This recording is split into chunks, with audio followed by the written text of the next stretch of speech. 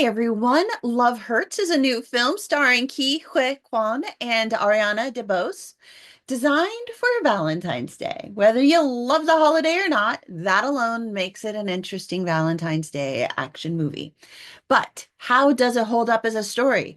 You're likely going to hear a lot of negative reviews about this movie, so I'm going to tell you why you might want to give it a try anyway. But first, please give this review a thumbs up, subscribe, and share it with a friend who might be thinking about seeing this movie too. All right, thanks so much, everybody. So, Love Hurts follows Marvin Gable, a former enforcer for a crime syndicate led by his brother Alvin Knuckles Gable. Set in Milwaukee, of all places, on Valentine's Day, Marvin has managed to leave his old life behind, becoming a real estate agent. He loves his new job. He's good at it, and he takes pride in making people's lives better. But things take a turn for the worse when he receives a Valentine's Day card from Rose Carlisle, the lawyer he was supposed to have killed for stealing from Knuckles. When she resurfaces, Knuckles realizes Marvin never did the hit, and suddenly enforcers are after him, demanding answers.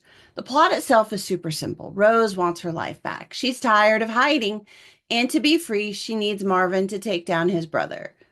Or does she? I'll get into that in a minute. On the surface, Love Hurts feels like a plastic, shiny, happy film with overly simplified storylines despite the jaw-dropping amount of violence. Everything in this film is intentional, and the story moves from beat to beat like it was developed from a screenplay writing beat sheet. For people who watch and analyze a lot of movies, the simplicity of Love Hurts is a little painful at first, which is why there are a lot of negative reviews out there right now.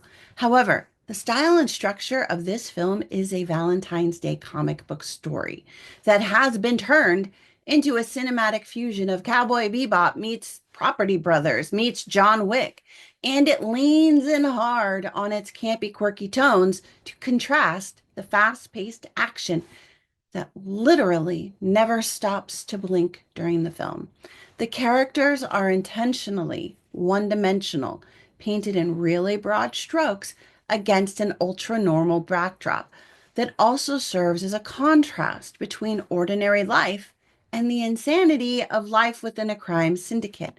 On the surface, this film is painfully monotone without any subtlety. But when you look at the contrasting elements in the story, you do start to get this bizarrely strange depth that feels kind of weirdly fresh and absolutely different than anything else that's being released right now. So it kind of works because of that. Defying every screenwriting book ever, the moment each character walks on screen, you know exactly who they are, what their motivations are, what drives them. You know it all. In most films, I'd say this lack of complexity was a flaw.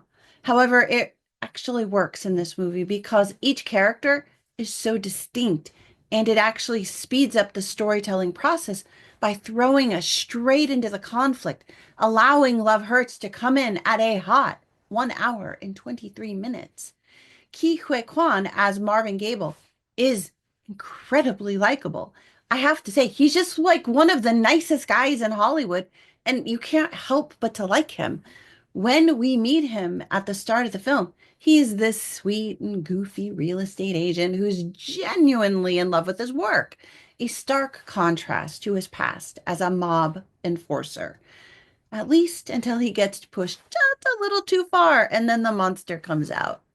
Ariana DeBose, as Marvin's love interest Rose, is the weak link in the film. When she's on screen alone, she's okay. But there is no romantic chemistry between her and Marvin, which kind of ruins that subplot since it is literally the catalyst for the entire movie.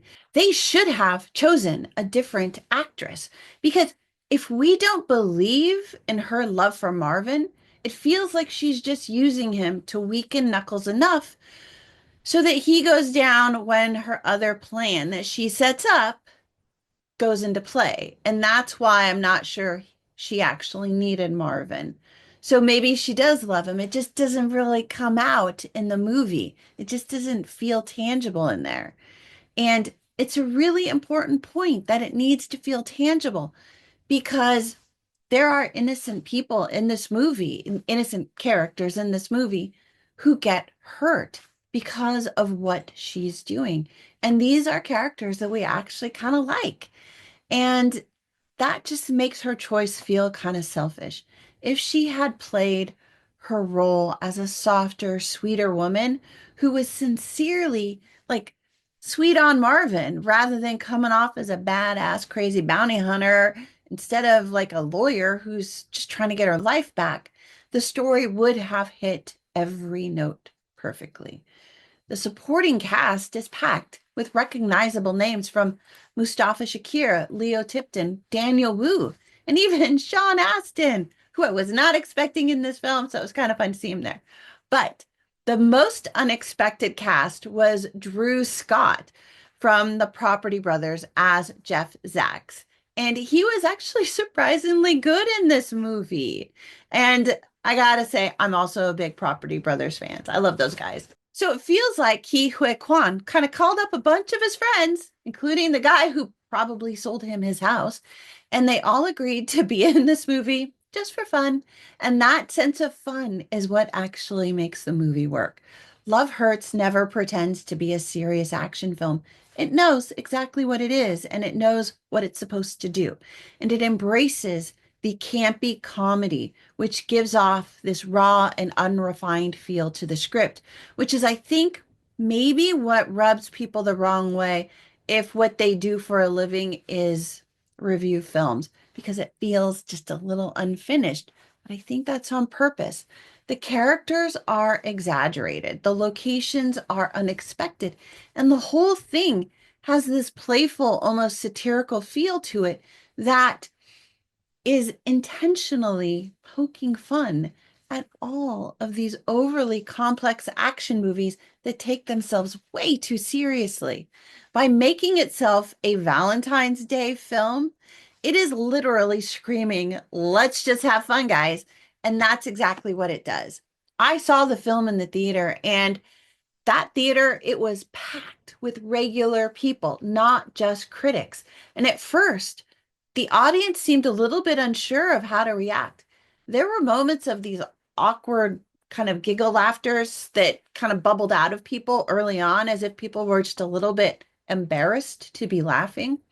But once everyone kind of settled into the rhythm of the film, the audience really warmed up to the film's style. And by like the 25-minute mark, the crowd was fully engaged and on board, laughing at all the right moments, gasping at the action, and just having a great time despite the intentional lack of polish in the story. One thing Love Hurts does exceptionally well is action. This is clearly why this film was made. The fight choreography is astonishing. Kwan's skill as both a fighter and as an action choreographer are on full display. The fights are fast, fluid, and feel like perfectly executed dance moves that should result in pretty much everybody's death. But it's mostly not that kind of film. There's a real joy in watching these action sequences unfold. Even Drew Scott, who is obviously not a professional fighter, is given well choreographed scenes that really play to his ability.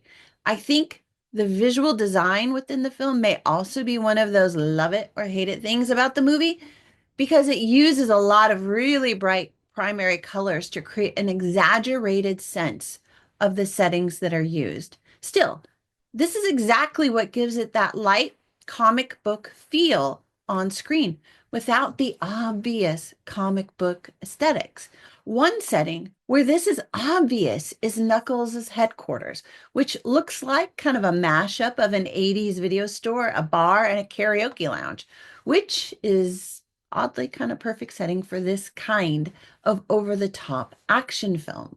This movie is violent, not necessarily John Wick levels of brutal, but it has its moments. Some of the fight sequences are intense, and there are a few very bloody scenes, including that moment with a straw, which If you have a needle phobia like me, you might need to actually look away.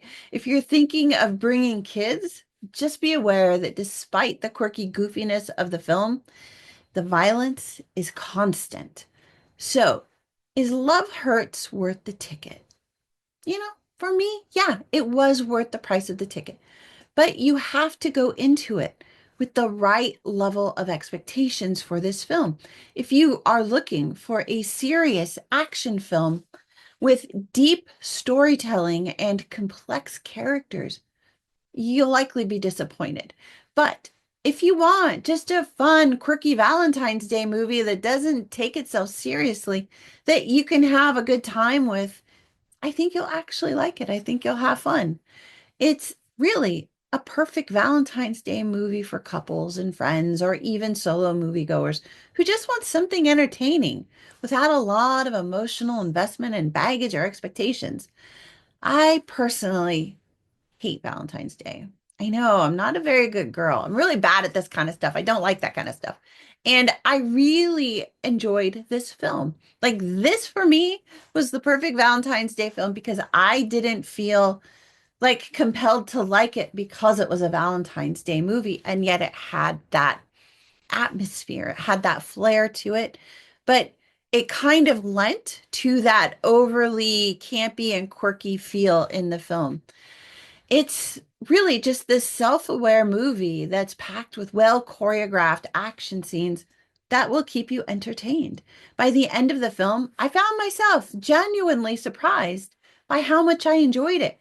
And from the buzz in the theater, I wasn't alone. Lots of people were having a lot of fun. So, Love Hurts. What do you think? Are you planning to go see it? And if you have seen it, did it surprise you? Did you go in with low expectations or high expectations, and how did they change during the course of the film? I would actually love to hear your comments on this one because it's really interesting concept of kind of going in with different expectations. All right, thanks everybody. And don't forget to like, subscribe, and hit the share button so that friends of yours who might be thinking about this movie know what to expect as well. All right, that's it for now. I'll see y'all later. Bye.